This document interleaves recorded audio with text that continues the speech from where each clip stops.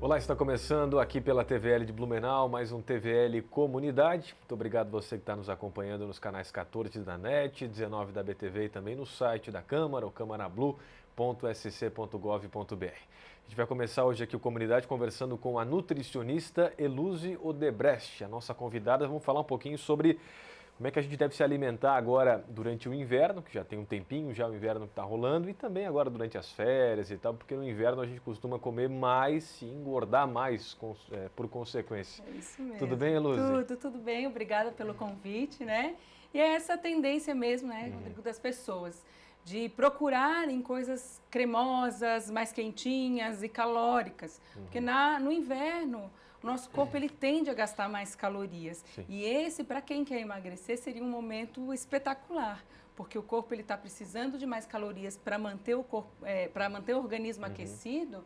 E se você começar a corrigir, melhorar a alimentação e caprichar na atividade física, você vai ter um benefício. Você tem um gasto calórico maior com uma correção de hábitos alimentares e de exercício. Só que geralmente as pessoas fazem ao contrário, né? Tá chovendo, aí tem as desculpas, tá chovendo, tá frio, tá escurecendo mais cedo, mais tarde, e a preguiça, né? Vontade de ficar embaixo das cobertas. E exatamente essa questão de como o corpo está gastando mais, ele está pedindo mais energia, então a gente vai procurar, as pessoas vão procurar às vezes o que é calórico, um creme de leite, um chocolate derretido, então coisas que até confortam, entre aspas, né? Então seria interessante mesmo dar uma organizada nessa alimentação para quem quer ter um objetivo de peso. Você falou um negócio interessante. No inverno é bom para quem quer perder peso, emagrecer?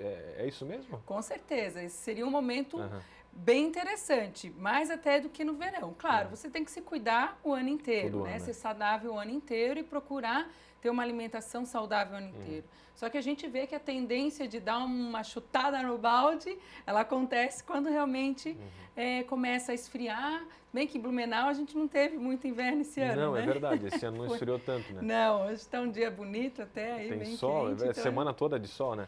Agora a partir de setembro, outubro, que as pessoas começam a ficar mais atentas quanto à alimentação, academia, se agilizar, né? Academia porque vem começa chegando o verão, né? Exatamente. Agora no inverno também tem que ter muitos cuidados em relação à alimentação. Com certeza, a gente tem uma tendência, as pessoas têm uma tendência de diminuir a hidratação, então não tomam falta de água, até né? porque você não sua tanto, então não precisa sentir sede para tomar água, ao contrário, a gente precisa hidratar da mesma forma que hidrata no verão. Claro que no verão o corpo vai pedir um pouquinho mais, porque vai aumentar o suor, vai eliminar mais, então precisa repor.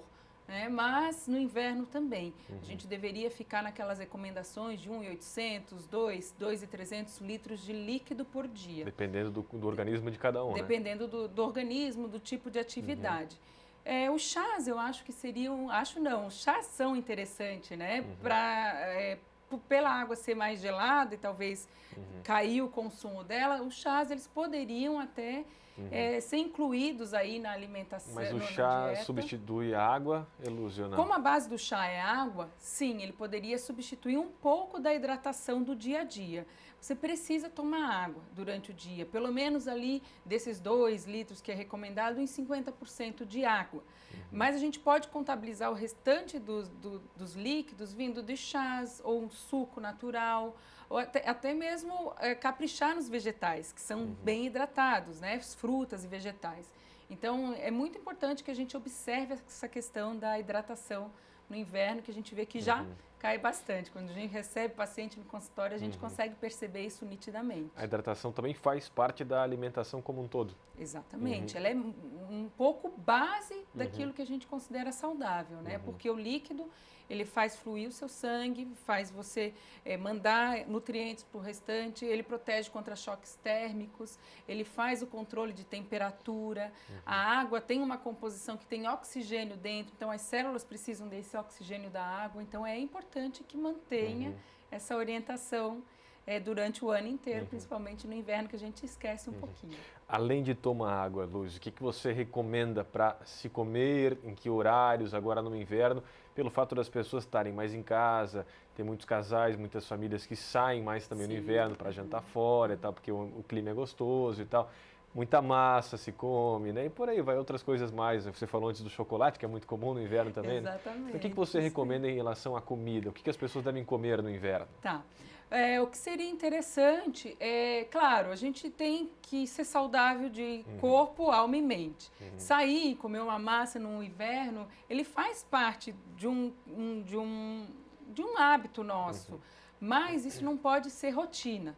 Então, o que a gente tem que prestar atenção? Ter aí 80%, 90% da nossa alimentação mais saudável e deixar esses jantares fora para a gente, eventuais momentos, né? Então, a gente pode consumir alimentos que combinam com o inverno, como as sopas, os cremes de vegetais. Então, tentar fazer uma alimentação mais saudável, consumir peixe, que é bem importante. Às vezes a gente também aqui não temos muito o hábito do peixe, então pelo menos 2 vezes por semana. Então seguir as regras da alimentação saudável, mas a gente pode talvez tentar numa estratégia ali na nossa culinária tornar isso mais confortável para o nosso organismo. Então os alimentos mais quentes, os legumes mais quentes e os crus talvez até pode reduzir, mas tem que ter essas combinações, né, dos alimentos. Então, isso seria bem interessante.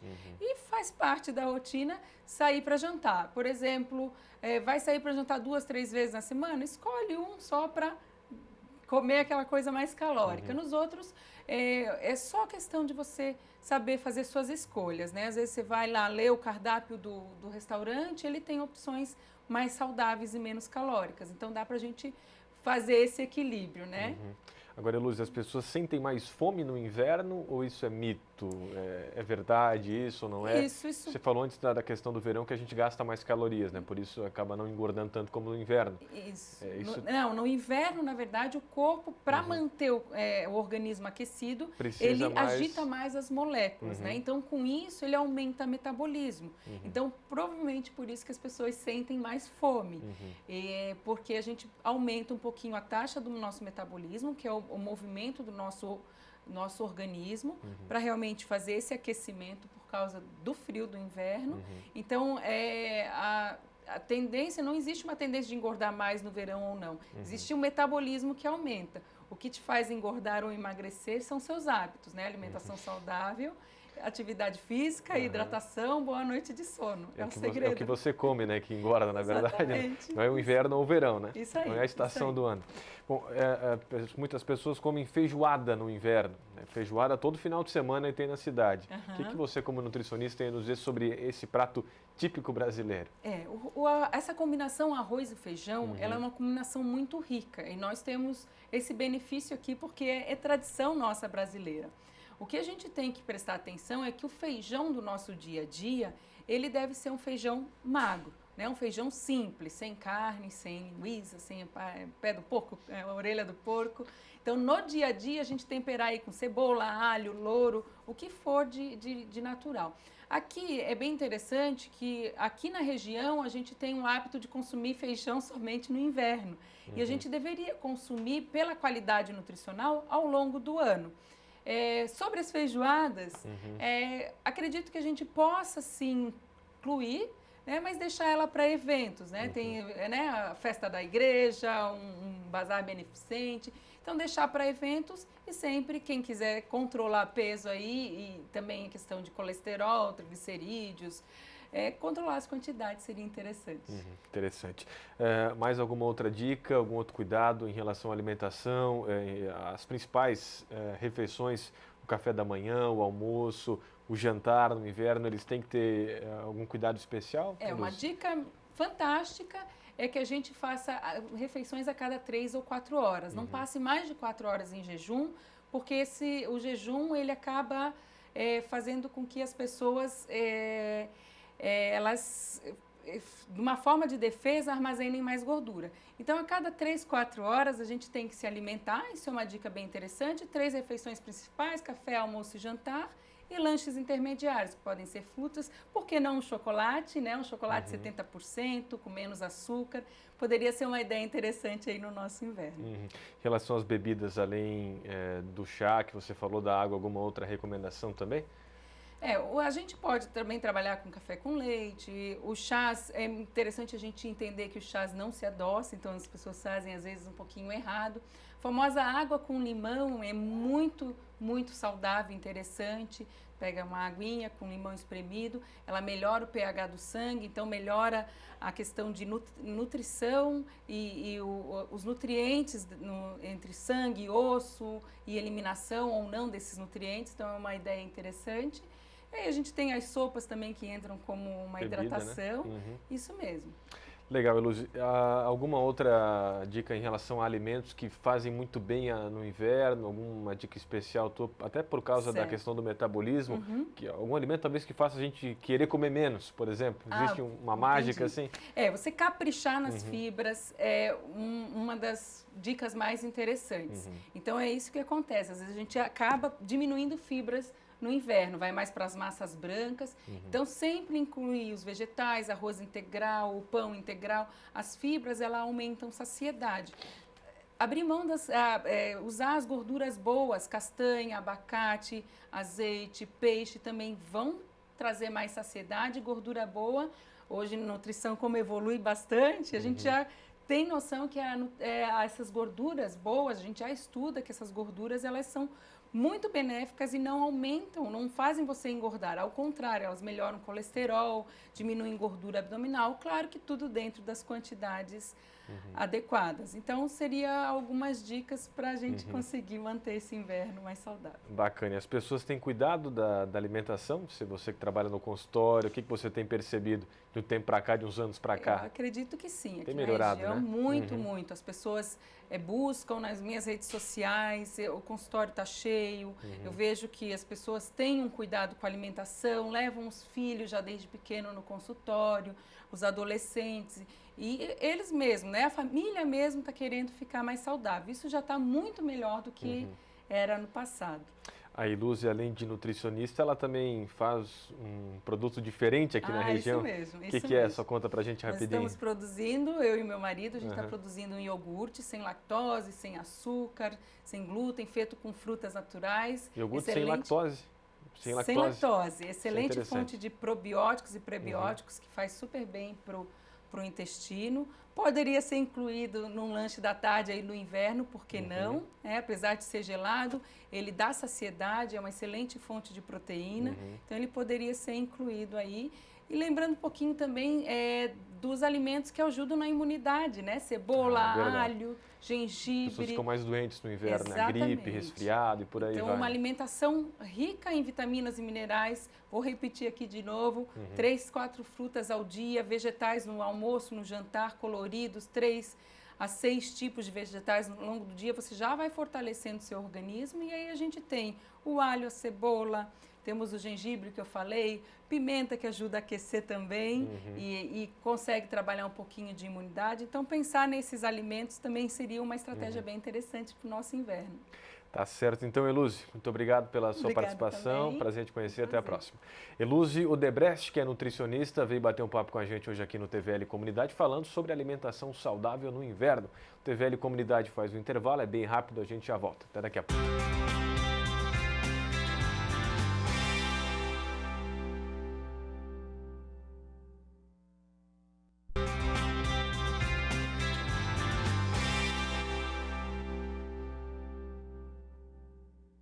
Estamos de volta aqui com o TVL Comunidade, pela TV Legislativa de Blumenau. Você que está nos acompanhando nos canais 14 da NET, 19 da BTV e também no site da Câmara de Blumenau, câmarablu.sc.gov.br. Depois a gente falar sobre alimentação saudável, antes com a nutricionista, agora eu recebo aqui nos estúdios da TVL o Marcel Siber, que é economista. Tudo bem, Marcel? Como é que vai? Rodrigo, tudo bem? Tudo bem com você em casa? O Marcel, que é da nossa Blucred aqui de Blumenau, que surgiu da prefeitura e já completou agora esse ano quantos anos? 15 anos. 15 anos de atuação e agora já expandiu aí as suas fronteiras para vários outros municípios. Bacana. Vamos falar um pouquinho sobre como é que a gente deve lidar agora com as nossas contas em meio à crise, como é que está a questão da economia também nacional, o que o Marcel pode nos falar a respeito disso. Vamos começar falando sobre a inflação, que tem subido aí, tem uma projeção de quem sabe chegar à casa de 2 dígitos até o final do ano. Você acha que vai chegar, Marcelo? Não, acho que não. Não chega a 10? Não, eu acho que não. Eu tenho aí uma estimativa, né, expectativa, algo entre 9,2 e 9,5. Mas vai se aproximar. Vai, não, mas não vai chegar nos 2 dígitos, exatamente. Sim. Na verdade é o seguinte, nós vivemos, eu acho que o pico auge já passou, né? Há uma tendência declinante nesse momento. E uma coisa que eu digo sempre, Rodrigo, é importante dizer o seguinte, no Brasil nós temos o hábito, na economia e a imprensa de uma forma geral, de considerar a inflação anual sempre no ano fiscal, ou seja, de janeiro até dezembro. E a gente tem que sempre olhar um período de 12 meses para frente. O que eu estou querendo dizer para ti, né? Estou querendo dizer o seguinte, nós chegamos a um auge, né? A inflação acumulada está em torno dos 9% já nos últimos 12 meses, próximo disso. Devemos chegar a esse padrão final do ano, entretanto, ela está declinante. O que eu estou querendo dizer? Que se você pegar um período de 12 meses, daqui para frente, iniciando agora, até os próximos 12 meses, essa inflação, na minha visão, já está na faixa dos 6,5%, 7%. Estou pegando o período dos 12 meses daqui para frente, né? Ou seja, a curva está descendente. E se nós tomarmos como base somente o ano que vem, 2016, e aí sim o ano fiscal, de janeiro até dezembro, eu poderia dizer que ano que vem, dificilmente, na minha opinião pessoal, a inflação será acima de 5%. Há uma série de medidas sendo tomadas. Já no ano que vem, 2016 já, ou 2017? Não, 2016 eu acho que dificilmente superará os 5%. E te justifico, né?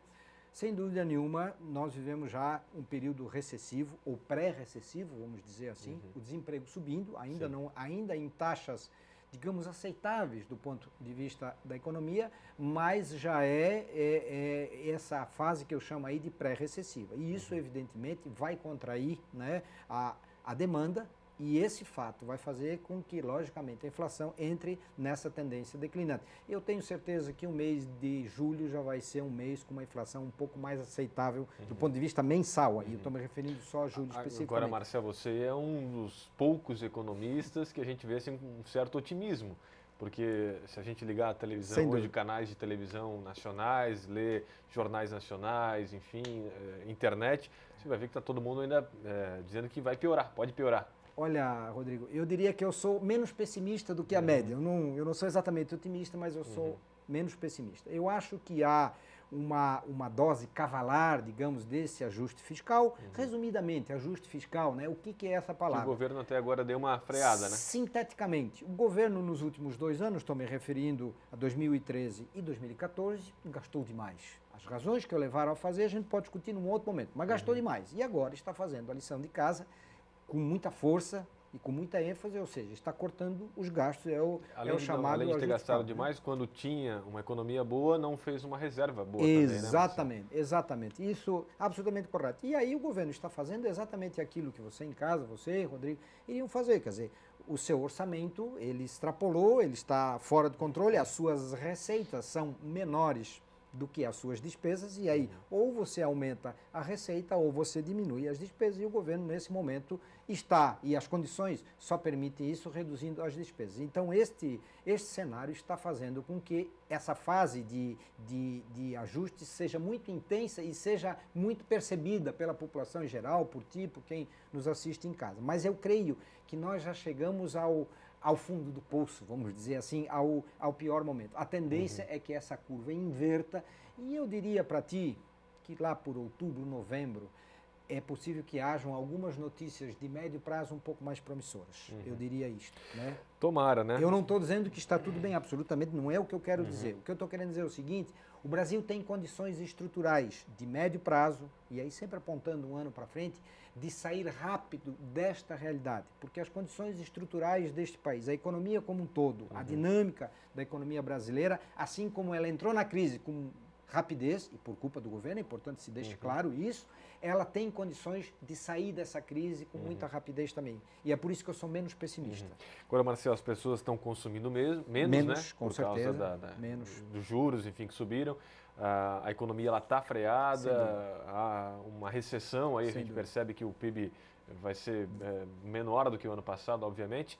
E as pessoas estão mais endividadas também. O número de inadimplentes tem aumentado. Como é que a gente deve lidar agora com essa situação em meio a uma crise? Sem dúvida. E isso é um fato, você colocou muito bem, né? o nosso PIB ele está declinante. Eu sou daqueles que acham que ele vai ficar próximo de zero esse ano, talvez um pouquinho negativo, mas próximo de zero. Fica negativo, você acha? Eu muito próximo disso, né? Vai ser um ano, digamos, que vai passar em branco, vamos dizer. Ele não vai somar em nenhum cálculo histórico da economia, vamos dizer assim. É o ano de fazer ajuste, devia ter sido feito lá atrás, mas enfim, vai ser feito esse ano. Mas com relação ao consumo, ele está arrefeado, mas eu tenho a visão de que um pouco é o efeito psicológico também da crise política. Evidentemente que está todo mundo preocupado, o que vai acontecer. Só, né? Exatamente. A crise política, ela agrava a crise econômica, sem dúvida nenhuma, porque os, entre aspas, agentes econômicos ficam preocupados. Será que vão investir? Será que vai ficar o presidente? Será que o presidente vai sair? Como é que vai ficar o Congresso? Essas coisas. Mas com relação ao consumo, evidentemente, ele caiu e as pessoas estão um pouco mais endividadas, porque lá no passado endividaram um pouco mais. Então, eu teria aí alguns conselhos, eu não sei se tu me permite, com relação a isso. Apesar de que o cenário ainda não é tão grave, a inadimplência, pelo menos na média, tem se mantido nos padrões históricos. Um pequeno repique a mais, Rodrigo, mas não é nada extraordinário. Mas eu daria alguns conselhos. O primeiro conselho: primeiro você deve pagar as suas dívidas, se você as tiver, evidentemente, aquelas dívidas que têm uma taxa de juro mais alta. Essa é a primeira lógica e aí o seu objetivo, cheque especial e cartão de crédito. São os dois vilões. Pague primeiro o que tem o custo mais alto, que são, né, especificamente as que têm juros mais alto.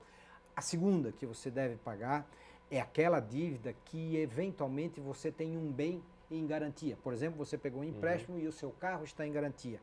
Aí você corre o risco de perder o seu bem. Então essa seria a segunda. A terceira é aquela que pode causar a descontinuidade de algum serviço. Por exemplo, uma conta de luz, de água ou de condomínio. Existem outras, mas se você não pagar a luz, eles cortam. Se você não pagar a água, eles cortam. Então essa seria a terceira. A quarta é aquela dívida que pode te levar para um Serasa ou para um outro órgão aí de proteção ao crédito.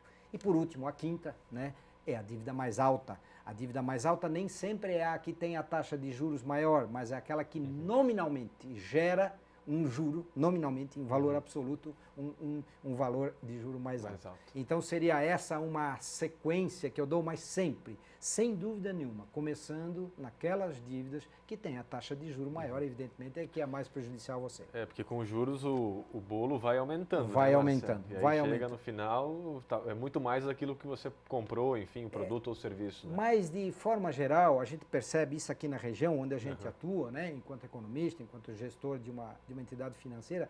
De uma forma geral, eu não senti ainda isso muito forte, um outro caso isolado, mas de uma forma geral há uma cultura histórica aqui na nossa região contra a inadimplência. Isso é uma coisa histórica de Blumenau e de região. As pessoas fazem questão de pagar. Fazem questão de pagar. Claro, há casos isolados e existem circunstâncias onde não é possível efetivamente quitar. Mas, de uma forma geral, a nossa realidade aqui no Vale, né, especificamente, é um pouco diferente. Evidente, a inadimplência está subindo e tem razões para isso. Mas sempre começando pela dívida mais alta, você já é um bom caminho. Agora, como economista, né, Marcel, tem como manter as contas em dia, mesmo com as dificuldades, talvez alguém desempregado dentro da família, enfim, o que fazer? O que dá para a gente fazer no orçamento para tentar manter as contas Esse é um fenômeno novo, né, que é o desemprego, que até então nós vivíamos aqui na região, especialmente, praticamente o pleno emprego. Totalmente. Praticamente. Aqui mesmo, né? Exatamente. Não é a realidade agora, a gente percebe isso claramente, as empresas estão, digamos, se readequando. Mas, assim, o conselho genérico que eu dou para as pessoas é o seguinte, e parece ser uma coisa boba, Rodrigo, mas não é. Você precisa necessariamente planilhar as suas receitas e as suas despesas. Eu faço isso na minha casa, eu sei exatamente quanto eu vou ganhar, né? Enfim, assalariado, eu sei quanto eu vou ganhar e eu tabulo as minhas despesas. É preciso que você crie o hábito e a sua família, a sua casa, o seu orçamento doméstico, ele é exatamente igual a uma empresa. Ele tem receitas, normalmente é uma só, né? Eventualmente mais de uma, mas normalmente é uma só, e as suas despesas. Você precisa ter isso absolutamente planilhado e dessa forma você consegue enxergar esse horizonte um pouco mais para além. E especialmente, a gente normalmente se perde nas pequenas despesas que não são planilhadas. É aquela cervejinha do happy hour, é aquela despesinha extra lá na turminha lá do futebol, etc. Aquelas despesas que a gente acha, não, isso aqui é só R$20, R$30, e estas chegam ao final do mês, por não estarem planilhadas, elas fogem ao controle. Então, é uma coisa boa, parece ser, mas não é, gente. Planilhar, especialmente as despesas, e estabelecer metas. Final do mês, você estabelece a sua meta para o mês seguinte. ajuda e bastante, Rodrigo. Agora, você falou aqui em partida de futebol, cervejinha, mas tem... São exemplos, por claro, favor. Mas o supermercado é uma coisa que a gente percebe das pessoas que os preços estão aumentando, né? Estão aumentando. E a inflação aí, o que você pode nos dar de dicas na hora das compras no mercado? Mas assim, enfim? Importante dizer o seguinte, essa subida dos preços, a gente percebe, eu faço compras também, mas isso está chegando a um limite, porque não há mais espaço para novos reajustes, porque fica claro para as pessoas que não tem mais espaço, né? Para os comerciantes não tem espaço mais para subir o preço. Mas assim, algumas dicas simples, quando você vai ao supermercado, faz a tua lista antes das necessidades, aquelas básicas, em momento de alguma crise, o que vale é o básico, faça a sua lista. Não vá ao supermercado com fome, por favor, e aqueles que têm crianças, filhos especialmente pequenos, procure evitar levá-los, procure evitar, né? Mas assim, você deve ir, né, ao mercado especificamente, foi o exemplo que você usou, vá com a sua lista feita e não fuja dessa lista. De preferência, conheça o supermercado, saiba exatamente onde estão as gôndolas e os corredores, vá lá, faça a sua compra em cima daqueles produtos que você efetivamente precisa. Este é o momento, evidentemente, para nós evitarmos supérfluos. Eu sei que é uma pergunta que você poderia falar 15, 20 minutos, 30 minutos ou mais, Marcel, mas se sobrar, aonde colocar esse dinheiro? Hein? Olha, poupança, eu acho aplicação? que nesse momento os investimentos devem ser conservadores. A economia está muito volátil, então nesse momento, né, a poupança, apesar de estar muito ruim, ainda é investimento seguro, tranquilo, e essas aplicações normais aí lastreadas em CDI, aliás, o CDI deve dar mais uma subidinha, ela está em 13,75, a taxa Selic talvez vá a 14, mas nesse momento, as aplicações conservadoras são as que eu recomendo. Não é hora de investir em bolsa, em moeda estrangeira. O momento está muito volátil, é para profissionais, gente. Nós, cidadãos comuns, que não somos profissionais, né, do mercado financeiro, de bolsas, etc., é o momento para você ir para a boa e velha poupança em menos quantidade, porque ela está rendendo menos, e essas aplicações convencionais que qualquer instituição financeira tem lastreadas em CDI. Tá bom, vamos esperar que a economia melhore, né, Marcelo? É o que a gente quer e torce. Se tu me convidares, final do ano eu volto aqui, ou antes disso, né, porque eu tenho convicção de que nós vamos olhar com um olhar um pouco mais, digamos, favorável para 2016. Marcel, obrigado. Um abraço. Um abraço, obrigado. O Marcel Ciber, que é economista da nossa Bluecred aqui de Blumenau, veio bater um papo com a gente, falar um pouquinho sobre a economia, né, nacional, os números aí apresentados por ele, as projeções também, um pouquinho sobre como é que a gente deve manter as contas em dia agora, em meio às dificuldades financeiras. O TVL Comunidade termina aqui. Muito obrigado você pela companhia. Continue acompanhando aqui a TVL de Blumenau. Siga aí a nossa programação. Até a próxima. Tchau, tchau.